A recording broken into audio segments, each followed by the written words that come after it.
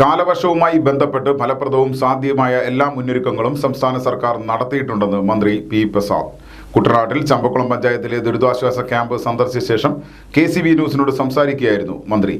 ആലപ്പുഴ ജില്ലയിൽ വിവിധ വകുപ്പുകളുടെ നേതൃത്വത്തിൽ മികച്ച പ്രവർത്തനമാണ് നടക്കുന്നതെന്നും മന്ത്രി കൂട്ടിച്ചേർത്തു. കാലാവസ്ഥാ വ്യതിയാനം നാം പ്രതീക്ഷിക്കുന്നതിനപ്പുറത്തേക്ക് കടക്കുകയാണെന്നും ജനങ്ങൾ ജാഗ്രത പാലിക്കണമെന്നും മന്ത്രി പറഞ്ഞു. കാലാവസ്ഥയിൽ ഉണ്ടാകുന്ന മാറ്റങ്ങൾ ഏറ്റവും അധികം ബാധിക്കുന്നത് കാർഷിക മേഖലയെയാണ്. എല്ലാ മഴക്കാലത്തും കുട്ടനാട് ഇത്തരം പ്രതിസന്ധികളിലൂടെയാണ് കടന്നു പോകുന്നത്. അതിനാൽ തന്നെ ഇത്തവണയും സാധ്യമായ എല്ലാ മുന്നൊരുക്കങ്ങളും സർക്കാരിൻ്റെയും ജില്ലാ ഭരണകൂടത്തിൻ്റെയും നേതൃത്വത്തിൽ നടത്തിയിട്ടുണ്ടെന്നും മന്ത്രി പറഞ്ഞു. വേഗത്തിൽ വെള്ളം ഒഴിഞ്ഞു പോകും എന്നാണ് പ്രതീക്ഷിക്കുന്നത്.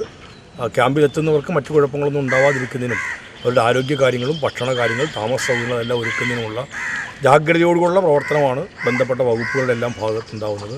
കാലവർഷം വീണ്ടും ശക്തി പ്രാപിച്ച് ഇതേപോലെയാണ് വരുന്നതെങ്കിൽ ഇപ്പോൾ നമ്മൾ അനുഭവിച്ചതിനേക്കാൾ വലിയ ബുദ്ധിമുട്ടിലേക്ക് എത്തും എന്നുകൂടി കാലാവസ്ഥയുമായി ബന്ധപ്പെട്ട ആളുകൾ മുന്നറിയിപ്പ് കൊടുക്കുന്നത് ഒരു ആശങ്കയുണ്ടാക്കുന്ന കാര്യം തന്നെയാണ്. നമ്മൾ കരുതിയിരിക്കുക. താഴ്ന്ന ഇടങ്ങളിൽ നിന്ന് ആളുകളെ എത്രയും പെട്ടെന്ന് ദുരിതാശ്വാസ കേന്ദ്രങ്ങളിലേക്ക് എത്തിക്കാനുള്ള നടപടികളിലേക്കാണ് നീങ്ങുന്നത്. ജില്ലാ ഭരണകൂടം അത്തരം കാര്യങ്ങൾക്കെല്ലാം നിർദ്ദേശം കൊടുത്തിട്ടുണ്ട്.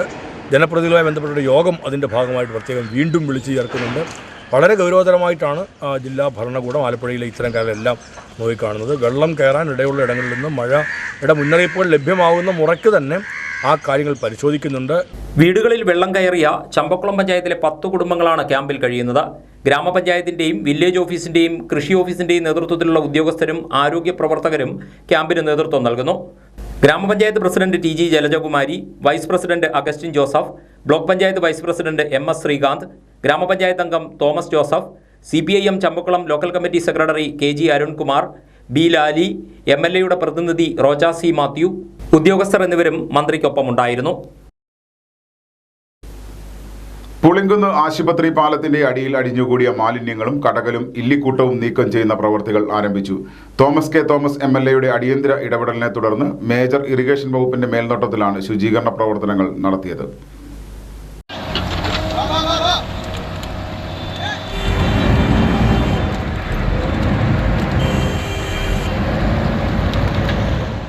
കിഴക്കൻ വെള്ളത്തിന്റെ വരവ് ശക്തിയാർജിച്ചതോടെ നിരവധി മാലിന്യങ്ങൾക്കൊപ്പം ഇല്ലിക്കൂട്ടങ്ങളും കടകലും പാലത്തിന്റെ കാലുകളിൽ അടിഞ്ഞുകൂടുന്നതിനാൽ ജലഗതാഗതത്തിന് മാത്രമല്ല നീരൊഴുക്കിന് പോലും തടസ്സം നേരിടുന്ന സാഹചര്യമുണ്ടായിരുന്നു. ഇത് ശ്രദ്ധയിൽപ്പെട്ടതിനെ തുടർന്നാണ് ജില്ലാ ഭരണകൂടവും മേജർ ഇറിഗേഷൻ വിഭാഗവുമായി MLA ബന്ധപ്പെട്ടത്. തുടർന്ന് ഈ പ്രദേശത്ത് നീരൊഴുക്ക് സുഗമമാക്കുന്നതിനുള്ള കർശന നിർദ്ദേശം ജില്ലാ കളക്ടർ മേജർ ഇറിഗേഷൻ ഡിപ്പാർട്ട്മെന്റിന് നൽകുകയായിരുന്നു. ജലഗതാഗതം പൂർണ്ണമായും സുഗമമായ രീതിയിൽ നടത്തുന്നതിനാവശ്യമായ സൗകര്യങ്ങൾ ഉച്ചയോടെ പൂർത്തിയാക്കി. ബാക്കിയുള്ള മാലിന്യങ്ങൾ വരും മണിക്കൂറുകളിൽ നീക്കം ചെയ്ത് പുളിങ്കുന്ന് ആശുപത്രി പാലത്തിന് സമീപത്തുകൂടിയുള്ള നീരൊഴുക്ക് നല്ല രീതിയിൽ നടക്കുവാനുള്ള ശ്രമങ്ങളാണ് പുരോഗമിക്കുന്നതെന്നും തോമസ് K തോമസ് MLA അറിയിച്ചു. മഴക്കെടുതികളെ നേരിടാൻ ജില്ലാ ഭരണകൂടം സജ്ജമാണെന്ന് കോട്ടയം ജില്ലാ collector V Vigneshwari Kottayam press club സംഘടിപ്പിച്ച മുഖാമുഖം പരിപാടിയിൽ സംസാരിക്കുകയായിരുന്നു കളക്ടർ. മഴയെ തുടർന്ന് കോട്ടയം ജില്ലയിൽ 31 ദുരിതാശ്വാസ ക്യാമ്പുകൾ തുറന്നതായി കളക്ടർ V വിഘ്നേശ്വരി അറിയിച്ചു. 167 കുടുംബങ്ങളെ ക്യാമ്പുകളിൽ പാർപ്പിച്ചിട്ടുണ്ട്. വെള്ളക്കെട്ടിന്റെ ആഘാതം കുറയ്ക്കുന്നതിനായി മൈനർ ഇറിഗേഷൻ, മേജർ ഇറിഗേഷൻ തുടങ്ങിയ വകുപ്പുകളെ കൂട്ടിയിണക്കിയുള്ള ടീം പ്രവർത്തന രംഗത്തുണ്ടെന്നും കളക്ടർ പറഞ്ഞു. നമ്മൾ ക്യാമ്പ്സ് തുടങ്ങുമ്പോഴും അങ്ങനെ എല്ലാവരുടെ കോർഡിനേറ്റഡ് എഫേർട്സിലായിട്ടാണ് നമ്മൾ ചെയ്തിരിക്കുന്നത്. ഇതുവരെ 31 ക്യാമ്പ്സ് ഫങ്ഷനിങ് ആണ് നമ്മുടെ ജില്ലയിൽ. കൂടുതലും പടിഞ്ഞാറ് വശത്താണ് തുടങ്ങിയിരിക്കുന്നത്. ബിക്കോസ് നമ്മുടെ ട്രെൻഡ് എങ്ങനെയാണെന്ന് പറഞ്ഞാൽ മഴ തുടങ്ങി കിഴക്കൻ മേഖലയിൽ മഴ തുടങ്ങുമ്പോൾ ചെറിയതായിട്ട് ലാൻഡ് സ്ലിപ്സ് ഉണ്ടാവും. ഈ ലാൻഡ് സ്ലിപ്സ് നമ്മുടെ ക്യാരിങ് കപ്പാസിറ്റി ഓഫ് റിവേഴ്സിനെ കുറച്ചിട്ട് ഇവിടെ വരുമ്പോൾ ഒരു 2-3 ദിവസം കഴിഞ്ഞിട്ട് വെള്ളം പോകും. ഇങ്ങനെയാണ് നമ്മുടെ ട്രെൻഡ്. കഴിഞ്ഞ വർഷം ഇതുപോലെ ഉണ്ടായിരുന്നു. അത് വെച്ചിട്ട് നമ്മൾ ഈ പ്രാവശ്യം പ്ലാൻ ചെയ്തായിരുന്നു. നേരത്തെ തന്നെ നമ്മൾ ക്യാമ്പ്സ് തുടങ്ങിയിട്ടുണ്ട്. സോ കൂടുതൽ ബുദ്ധിമുട്ടിക്കാത്ത രീതിയിലുള്ള അറേഞ്ച്മെന്റ്സ് ചെയ്തിട്ടുണ്ട്. നമ്മുടെ ജില്ലയിലുള്ള ചോക്കിംഗ് പോയിന്റ്സ്, റിവേഴ്സിലെ തോടുകളിലുള്ള ചോക്കിംഗ് പോയിന്റ്സും ഇവർ ഐഡന്റിഫൈ ചെയ്ത് പറയുന്ന മുറയ്ക്ക് നമ്മളത് എവറി ഡേ അതിന്റെ റിമൂവലും ചെയ്തുകൊണ്ടിരിക്കുകയാണ്. മഴക്കാലപൂർവ്വ ശുചീകരണ പ്രവർത്തനങ്ങൾ കൃത്യമായി മോണിറ്റർ ചെയ്തിരുന്നു. ജില്ലയുടെ ഭൂമിശാസ്ത്രപരമായ സവിശേഷതകൾ കൂടി കണക്കിലെടുത്താണ് ജലാശയങ്ങളിലെ ചെളി നീക്കുന്നതടക്കമുള്ള പദ്ധതികൾ നടപ്പാക്കുന്നതെന്നും ജില്ലാ കളക്ടർ പറഞ്ഞു. മാന്നാർ ഗ്രാമപഞ്ചായത്ത് 4-ാം വാർഡിലെ കുറ്റിയിൽ കോളനിയിലൂടെ കടന്നുപോകുന്ന PIP കനാൽ കരകവിഞ്ഞൊഴുകിയത് ജനങ്ങളെ ദുരിതത്തിലാക്കി. മാലിന്യ നിക്ഷേപത്തെ തുടർന്ന് നീരൊഴുക്ക് തടസ്സപ്പെട്ടതാണ് പ്രതിസന്ധിക്ക് കാരണം. മെയിൻ റോഡിലൂടെ വരുന്നവർ കനാലിലേക്ക് തള്ളുന്ന മാലിന്യങ്ങൾ അടിഞ്ഞുകൂടി കനാലിലെ നീരൊഴുക്ക് തടസ്സപ്പെട്ടിരുന്നു. കഴിഞ്ഞ 2 ദിവസമായി പെയ്ത ശക്തമായ മഴയിൽ കനാലിൽ വെള്ളം നിറയുകയും ഇത് ഒഴുകിപ്പോകാനാകാതെ വന്നതോടെ കര കവിഞ്ഞൊഴുകുകയുമായിരുന്നു. കനാലിൻ്റെ ഇരുഭാഗത്തു നിന്നുമുള്ള മലിനജലം വീടുകളിലും വഴികളിലും നിറഞ്ഞു. ഈ ജലം കിണറുകളിലേക്ക് ഇറങ്ങിയതോടെ കുടിവെള്ളത്തിനും പ്രദേശവാസികൾ ഏറെ ബുദ്ധിമുട്ടുകയാണ്. പോകാനും നടക്കാനും ബുദ്ധിമുട്ടാ. കുഞ്ഞുങ്ങളെയും കൊണ്ട് എളുപ്പമൊന്നും ഓടിപ്പോകാനും പറ്റത്തില്ല. ഇതുപോലെ വേസ്റ്റ് വല്ലതും വന്ന് കിടന്ന് കിണറിനകത്തോട്ട് വെള്ളം എല്ലാം കൂടി ഊറി കിണറിനെല്ലാം കലങ്ങി കിടക്കുക. കുടിക്കാനും പറ്റത്തില്ല, ഒന്നും ചെയ്യാനും പറ്റത്തില്ല, ഉപയോഗിക്കാൻ പറ്റത്തില്ല. നേരത്തെ ഒരു പ്രാവശ്യം കൂടി കിടന്ന വേസ്റ്റ് എല്ലാം അങ്ങൂന്നെല്ലാം ഒഴുകി ഇനി അറ്റത്ത് വന്ന് കിടക്കുക. 2018-ലുണ്ടായ പ്രളയത്തിന് ശേഷം മന്ത്രി സജി ചെറിയാന്റെ നിർദ്ദേശപ്രകാരം കനാലിനുൾവശം പ്ലാസ്റ്റർ ചെയ്ത് വൃത്തിയാക്കിയിരുന്നു. കനാലിൽ മാലിന്യങ്ങൾ വന്നടിഞ്ഞതോടെ കുരട്ടിശ്ശേരി പാടശേഖരത്തിലേക്ക് കൃഷിക്കാവശ്യമായി എത്തേണ്ട വെള്ളവും എത്താതായി. കനാലിനുള്ളിൽ വെള്ളം കെട്ടി നിൽക്കുന്നതിനാൽ ദുർഗന്ധവും കൊതുകും വർദ്ധിച്ചിരിക്കുകയാണ്. ഇതുമൂലം പകർച്ചവ്യാധികൾ ഉണ്ടാകാനുള്ള സാധ്യതയും ഏറെയാണ്. വലിയൊരു ബുദ്ധിമുട്ടായിട്ട് വന്നിരിക്കുക. ഇവിടെ 10-25 ആളുകൾ ഇവിടെ താമസമുണ്ട്. എല്ലാം സാധുക്കളായ ജനങ്ങളാണ് ജീവിക്കുന്നത്. ആരും പൈസ പാർട്ടി ആരും ഇല്ല. ഒന്നീ കനാല് ശരിയാക്കി തരുമോ, അല്ലെങ്കിൽ ഇതിന് സ്ലാബ് ഇട്ട് തരാൻ പറയും. ജനങ്ങൾക്ക് നടന്നു പോകാൻ ബുദ്ധിമുട്ടായിട്ട് വേറെ പ്രത്യേകിച്ച് വഴിയൊന്നുമില്ല. പലരെയും വിളിച്ച് സമീപിച്ചിട്ട് ആരും ഇതിനു വേണ്ടി തയ്യാറായി ഇങ്ങോട്ട് വന്ന് നോക്കാനൊന്നിനും വരുന്നില്ല. കിടക്കുന്ന ബുദ്ധിമുട്ട് കണ്ടില്ലേ, ജനങ്ങളുടെ ജീവിതം കണ്ടോ. ഇവിടെ കൊതുക് പെരിയിരിക്കും, കുഞ്ഞുങ്ങളുള്ള വീടുകളാണ്, നമുക്കൊന്നും ചെയ്യാൻ കഴിയുന്നില്ല. അതുകൊണ്ട് ഇതിന് എന്തെങ്കിലും ഒരു നടപടി എടുക്കാൻ പറയാം. ഒന്നേലും ഈ കനാല് നിങ്ങൾ പൂട്ടുക, അതല്ലെങ്കിൽ ഈ വെള്ളം വലിച്ചു വിടുന്നെങ്കിൽ ഈ കനാൽ വൃത്തിയാക്കി തരിക. ഇത് രണ്ടിലേതെങ്കിലും ഒന്ന് ചെയ്യുക. ഇത് ജനങ്ങൾക്ക് ഉപദ്രവമല്ലാണ്ട് ഒരു ഉപകാരം ഈ കനാൽ കൊണ്ടില്ല. സാധുക്കൾ കടന്ന് ബുദ്ധിമുട്ട് അനുഭവിക്കുന്നതല്ലാണ്ട് ഒരു ഉപകാരം ആർക്കും ഇല്ല. വിവരമറിഞ്ഞ സ്ഥലത്തെത്തിയ വാർഡ് മെമ്പർ ശാലിനി രഘുനാഥിന്റെ നേതൃത്വത്തിൽ പ്രദേശവാസികൾ കനാലിലെ മാലിന്യങ്ങൾ ഒരു ഭാഗത്തേക്ക് തള്ളി നീക്കിയതോടെയാണ് അല്പമെങ്കിലും വെള്ളം കുറഞ്ഞത്. ഈ ഭാഗത്തേക്ക് വാഹനങ്ങളോ JCBയോ എത്താത്തതും മാലിന്യം നീക്കുന്നതിന് തടസ്സമാകുന്നുണ്ട്. മാലിന്യങ്ങൾ അടിഞ്ഞുകൂടി നീരൊഴുക്ക് തടസ്സപ്പെട്ട വിവരം ഇറിഗേഷൻ ഡിപ്പാർട്ട്മെന്റിന്റെ ശ്രദ്ധയിൽപ്പെടുത്തിയെങ്കിലും ഫണ്ടില്ല എന്ന മറുപടിയാണ് ലഭിച്ചതെന്ന് വാർഡ് മെമ്പറും മാന്നാർ ഗ്രാമപഞ്ചായത്ത് വികസനകാര്യ സ്റ്റാൻഡിംഗ് കമ്മിറ്റി ചെയർപേഴ്സണുമായ ശാലിനി രഘുനാഥ് പറയുന്നു. ഇത് ഇവിടെ വന്നടിഞ്ഞപ്പോൾ തന്നെ നമ്മൾ ഇത് ഇറിഗേഷനിൽ അറിയിച്ചതാണ്. അപ്പോൾ അവർ പറഞ്ഞു അവർക്ക് ഫണ്ടില്ല എന്നാണ് പറഞ്ഞത്.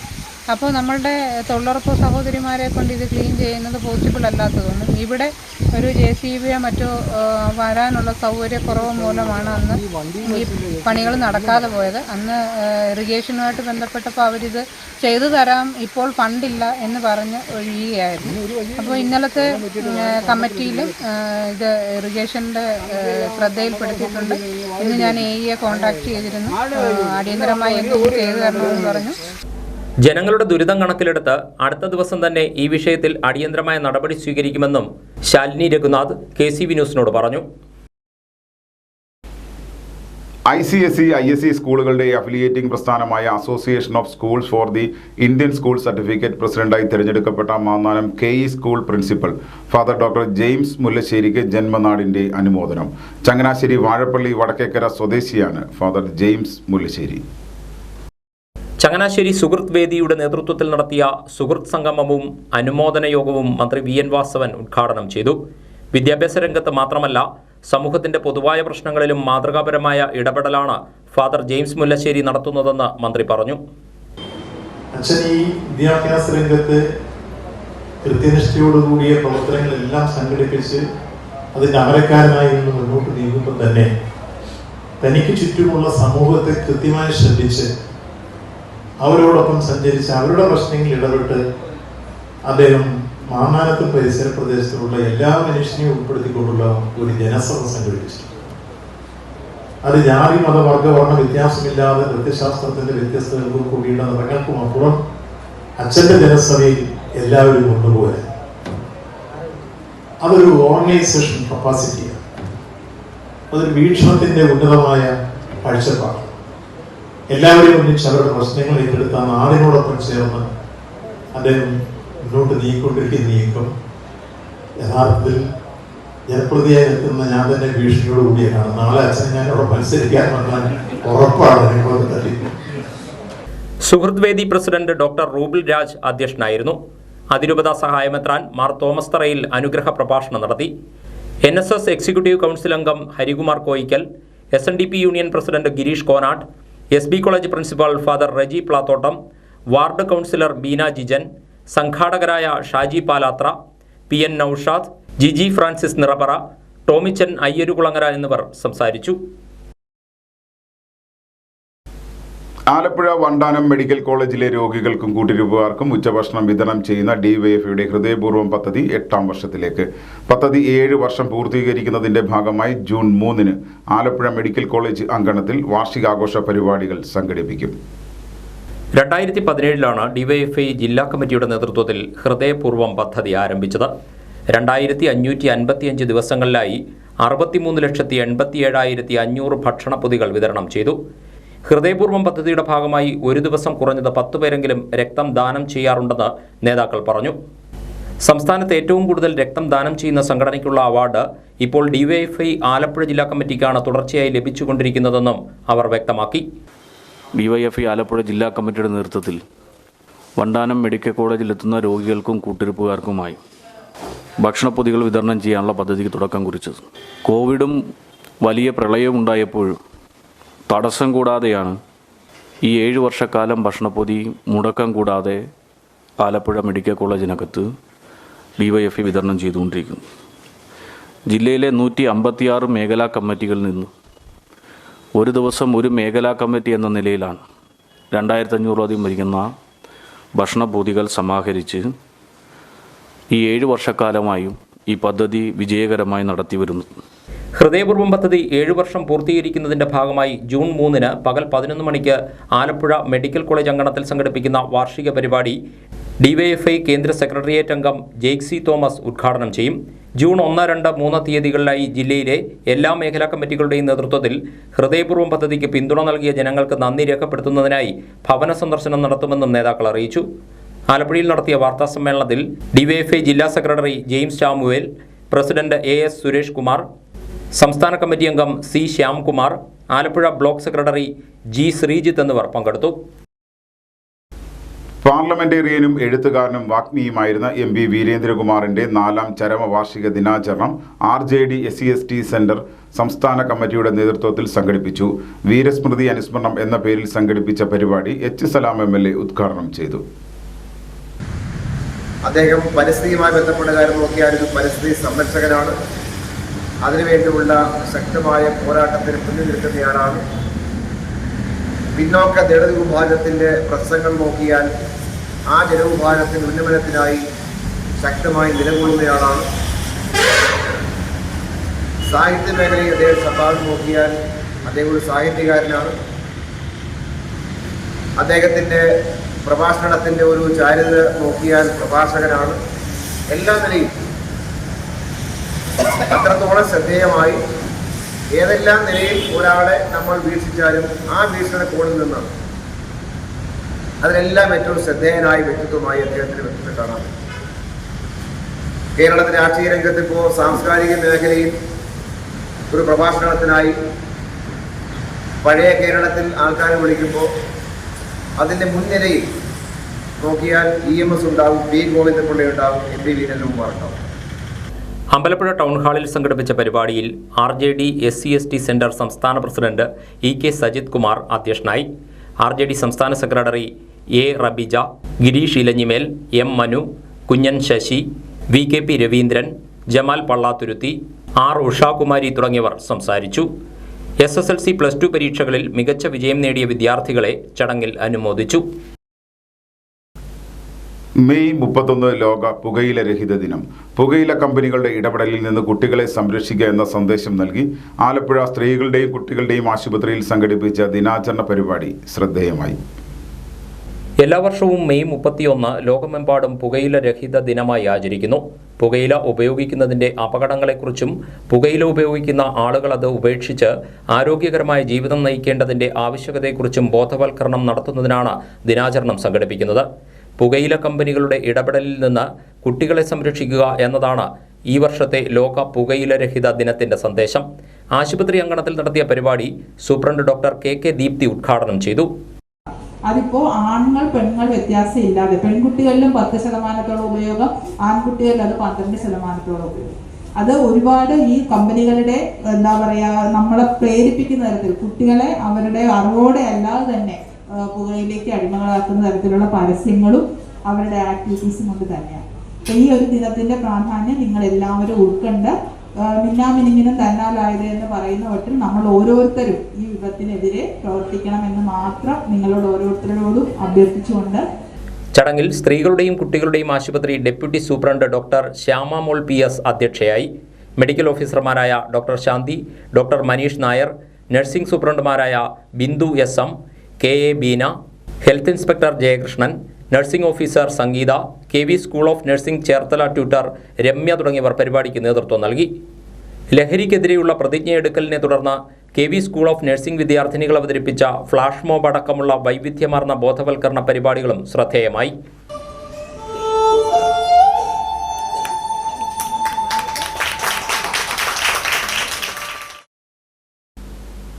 ചമ്പക്കുളം മൂലം ജലോത്സവ സമിതിയുടെ യോഗം ശനിയാഴ്ച ഉച്ചകഴിഞ്ഞ് 3-ന് താലൂക്ക് ഓഫീസിൽ ചേരുമെന്ന് കുട്ടനാട് തഹസിൽദാർ അറിയിച്ചു.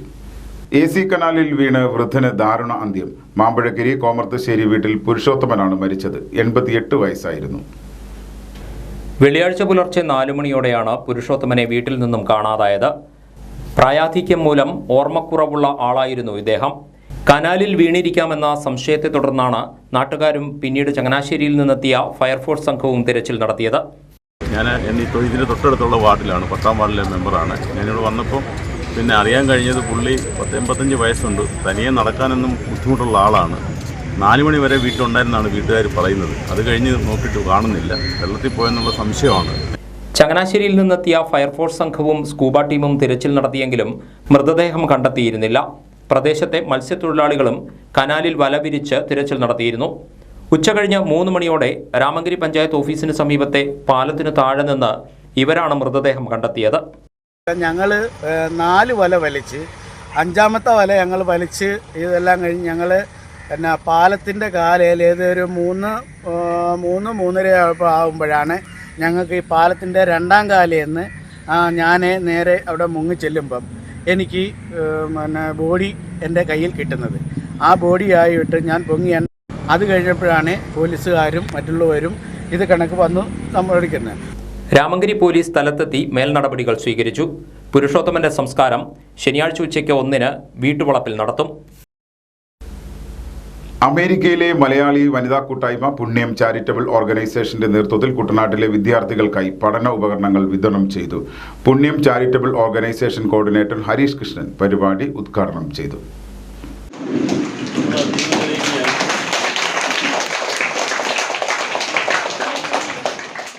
ഒരുപാട് സ്ത്രീകൾ ചേർന്നൊരു സംഘടനയാണ് പുണ്യം എന്നത്.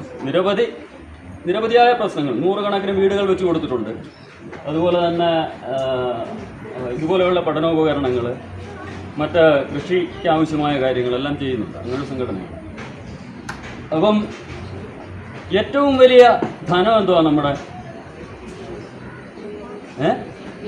വിദ്യ അല്ലേ?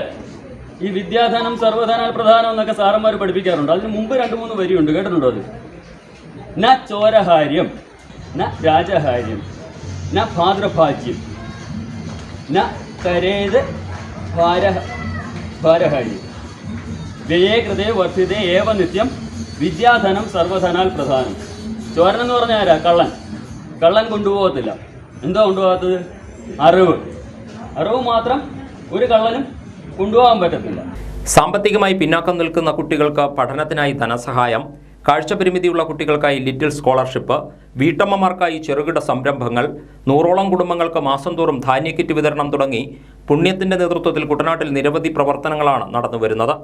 ഇത്തവണ 85 കുട്ടികൾക്കാണ് പഠനോപകരണങ്ങൾ വിതരണം ചെയ്തത്. പുണ്യം കോർഡിനേറ്ററും പൊതുപ്രവർത്തകനുമായ BK വിനോദ് വിതരണോദ്ഘാടനം നിർവഹിച്ചു.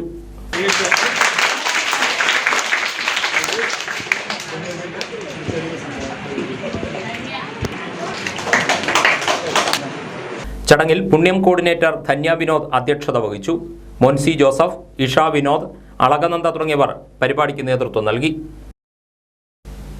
സ്റ്റേറ്റ് ബാങ്ക് ഓഫ് ഇന്ത്യയുടെ സാമൂഹിക ഉത്തരവാദിത്ത പദ്ധതിയിൽ ഉൾപ്പെടുത്തി സ്ത്രീകൾക്ക് സൗജന്യമായി തയ്യൽ മെഷീനുകൾ വിതരണം ചെയ്തു. ആലപ്പുഴ ആര്യാട് കേന്ദ്രീകരിച്ച് കഴിഞ്ഞ ദിവസമായിരുന്നു വിതരണ പരിപാടി. ദേശീയ ഗ്രാമീണ വികസന മന്ത്രാലയത്തിൻ്റെയും സ്റ്റേറ്റ് ബാങ്ക് ഓഫ് ഇന്ത്യയുടെയും മേൽനോട്ടത്തിൽ ആര്യാട് ബ്ലോക്ക് പഞ്ചായത്തിൽ പ്രവർത്തിച്ചുവരുന്ന ഗ്രാമീണ സ്വയം തൊഴിൽ പരിശീലന കേന്ദ്രത്തിൽ കഴിഞ്ഞ ദിവസമായിരുന്നു വിതരണ ചടങ്ങ്.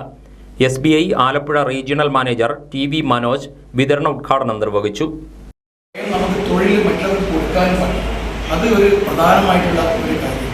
അതിന് ഒരു റീസൺ എന്ന് പറഞ്ഞു കഴിഞ്ഞാൽ നമ്മൾ ഒരു നാട് ഡെവലപ്പ് ചെയ്യപ്പെടുന്നത്, ഒരു സ്ഥലം ഡെവലപ്പ് ചെയ്യപ്പെടുന്നത് ഒരു ചെറിയൊരു ചായക്കട പോലും ഡെവലപ്പ് ചെയ്യും. ഒരു സ്ഥലം അതിൻ്റെ പ്രത്യേകത എന്ന് പറയുന്നത് ഒന്നുമില്ലാത്തൊരു സ്ഥലത്ത് ചെറിയ ചായക്കട. ആ ചായക്കട വന്നു കഴിഞ്ഞാൽ എന്താ സംഭവിക്കുക? കുറച്ച് ആൾക്കാർ അവിടെ വരും, ചായ കുടിക്കും. കുറച്ച് ആൾക്കാർ കൂടുമ്പോൾ ആ ആൾക്കാർക്ക് എന്തെങ്കിലും റിക്വയർമെൻറ്റ് എന്തെങ്കിലും തരും, വേറെ എന്തെങ്കിലും ആവശ്യം കൂടി തരും. അപ്പോൾ രണ്ടാമതൊരു കടക്കുള്ള സ്കോപ്പ് ഉണ്ട്. അങ്ങനെ ആൾക്കാർ കുറച്ചും കൂടി കൂടുമ്പോഴത്തേക്ക് വേറെന്തെങ്കിലും ഒരു ആക്ടിവിറ്റി അവിടെ നടക്കും. വേറെന്തെങ്കിലും ഒരു ആക്ടിവിറ്റി ഉണ്ടാകുമ്പോൾ ഓട്ടോമാറ്റിക്കലി മറ്റ് സ്ഥലങ്ങളിൽ നിന്നുള്ള ആൾക്കാർ അവിടെ ഒരു ചെറിയൊരു ടൗൺഷിപ്പായിട്ട് രൂപാന്തരപ്പെട്ടിട്ടുണ്ടെങ്കിൽ block development officer Shibu, SBI Pathirappally ശാഖാ manager Aswathi, deputy manager Sarathlal തുടങ്ങിയവർ ചടങ്ങിൽ പങ്കെടുത്തു. ഇന്ത്യയൊട്ടാകെ SBI നടത്തിവരുന്ന CSR പദ്ധതികളുടെ ഭാഗമായി നിലവിൽ 10 ലക്ഷം രൂപയ്ക്ക് മേൽ ആലപ്പുഴ ജില്ലയിൽ തന്നെ ചെലവാക്കിയിട്ടുണ്ട്. രാമഗിരി പോലീസ് സ്റ്റേഷനിൽ നിന്നും വിരമിക്കുന്ന സബ് ഇൻസ്പെക്ടർ സഞ്ജീവ് കുമാറിന് മുട്ടാർ ഗ്രാമപഞ്ചായത്ത് ഭരണസമിതിയുടെ നേതൃത്വത്തിൽ യാത്രയയപ്പ് നൽകി. President K. സുരമ്യയുടെ അധ്യക്ഷതയിലായിരുന്നു യാത്രയയപ്പ് സമ്മേളനം. മുട്ടാർ ഗ്രാമപഞ്ചായത്ത് കോൺഫറൻസ് ഹാളിൽ വെള്ളിയാഴ്ച രാവിലെയായിരുന്നു യാത്രയയപ്പ് സമ്മേളനം. വൈസ് പ്രസിഡന്റ് ബോബൻ ജോസ്, സ്ഥിരം സമിതി അധ്യക്ഷരായ PT വിനോദ് കുമാർ, ഷില്ലി അലക്സ്, ലിനി ജോളി, ഗ്രാമപഞ്ചായത്ത് അംഗങ്ങളായ മോനിച്ചൻ ആന്റണി, ലതീഷ് കുമാർ, ഡോളിസ് കറിയ, Abraham Chacko, Sasikala Sunil, secretary Binu Gopal, sub inspector Sajeev കുമാറിന്റെ ഭാര്യ മിലി എന്നിവർ പരിപാടിയിൽ പങ്കെടുത്തു.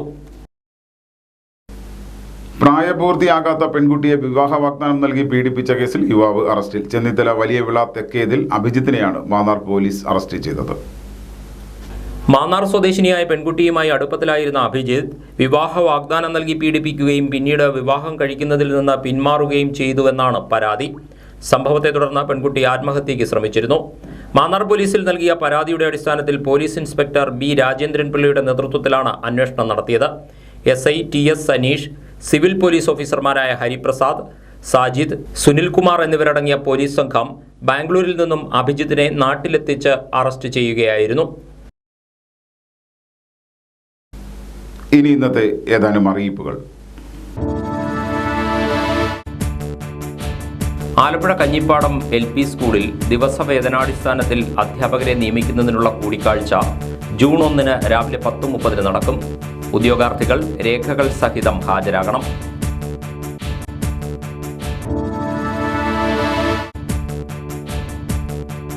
കേരള സർക്കാർ സ്ഥാപനമായ കെൽട്രോണിൽ 1 വർഷം ദൈർഘ്യമുള്ള കേരള ഗവൺമെന്റ് അംഗീകൃത professional diploma in fire and safety കോഴ്സിലേക്ക് അഡ്മിഷൻ ആരംഭിച്ചു. SSLC-യാണ് അടിസ്ഥാന യോഗ്യത. +2 ITI ഡിപ്ലോമ ഉയർന്ന വിദ്യാഭ്യാസ യോഗ്യതയുള്ളവർക്ക് മുൻഗണനയുണ്ടാവും. പ്രായപരിധിയില്ല. കൂടുതൽ വിവരങ്ങൾക്ക് 7561866186 എന്ന നമ്പറിൽ ബന്ധപ്പെടാവുന്നതാണ്.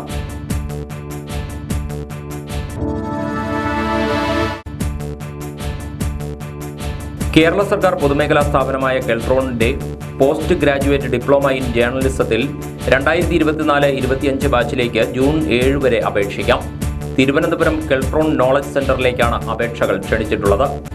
പത്രം, television, social media, artificial intelligence എന്നിവയിൽ അധിഷ്ഠിതമായ journalism, mobile journalism, anchoring, news camera, video editing തുടങ്ങിയവയിൽ പരിശീലനം ലഭിക്കും. പഠനത്തോടൊപ്പം മാധ്യമ സ്ഥാപനങ്ങളിൽ നിബന്ധനകൾക്ക് വിധേയമായി ഇന്റേൺഷിപ്പ് ചെയ്യാൻ അവസരം ലഭിക്കുന്നതാണ്. വിജയകരമായി പരിശീലനം പൂർത്തിയാക്കുന്ന വിദ്യാർത്ഥികൾക്ക് പ്ലേസ്മെന്റ് അസിസ്റ്റൻസും നൽകും. ഉയർന്ന പ്രായപരിധി 30 വയസ്സ്. ക്ലാസുകൾ ജൂണിൽ ആരംഭിക്കും. കൂടുതൽ വിവരങ്ങൾക്ക് 9544958182 എന്ന നമ്പറിൽ ബന്ധപ്പെടാവുന്നതാണ്.